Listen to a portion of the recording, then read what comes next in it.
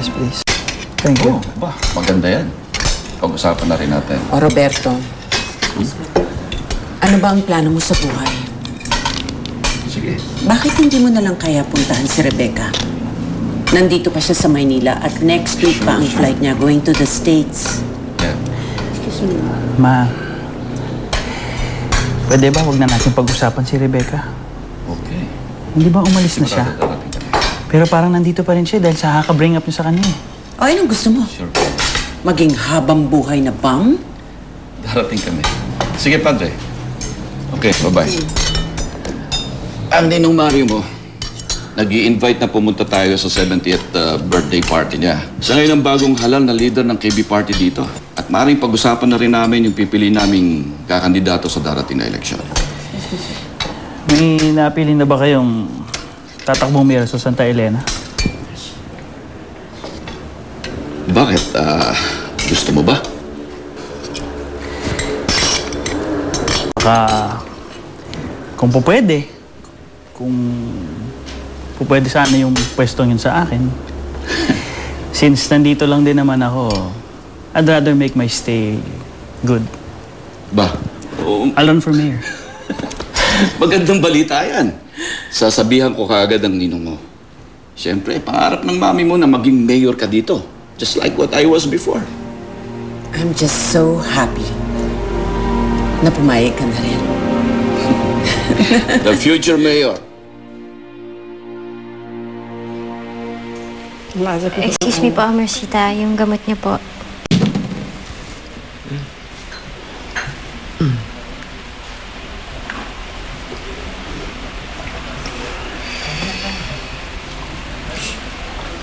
Ikuha mo kami ng pistachio. Dali! Amiga, ang ganda naman ng bago mong maid. Di comedian. Disgrasyada. Yung manugang kong na-rape. Oh my God! Asawa ni Felix? Unfortunately, may fetish ang pamangking ko sa mga babaeng segunda mano. Yung bang pinagsawaan na pinatus pa. Go! Amiga, itong dalawang to. Walang alam ba? Chukot. Chismis. Nadaya tayo na. Galang-galang na ho. Huwag niyo naman po ako sana bastusan ng harap-harapan. Ginagawa ko naman lahat para magkasundo tayo eh.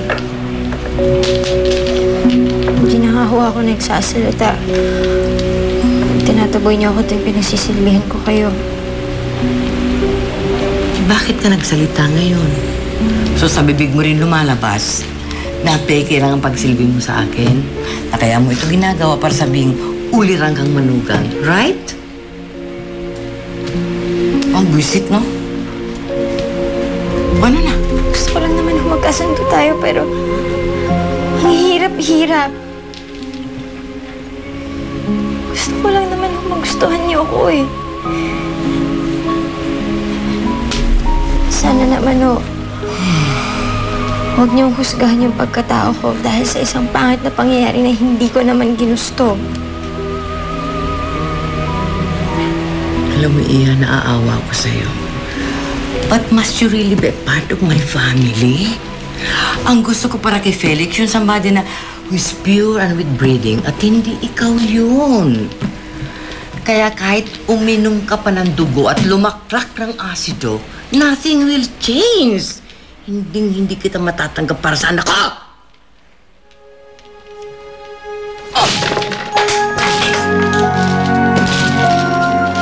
Kawalan ng gana.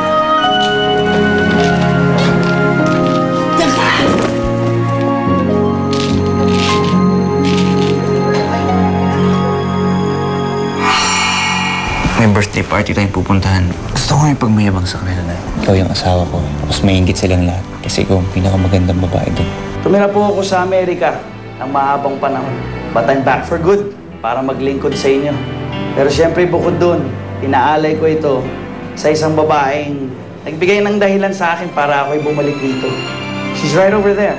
Ang pinakamagandang babae dito ngayon. Dapat di ka umalis sa poder ng asawa mo. Baka maghanap ng ibang babae yun. Wala naman daw siya ibang babae. Lalaki yun, no? Tapos, Wala ka pa sa tabi niya. Baka balikan niya yung ex-girlfriend niya. Hindi mo na ba talaga ako mahal? Kasi ako mahal na mahal pa rin kita eh. Wala na nga akong nararamdaman para sa'yo. Tapos na tayo.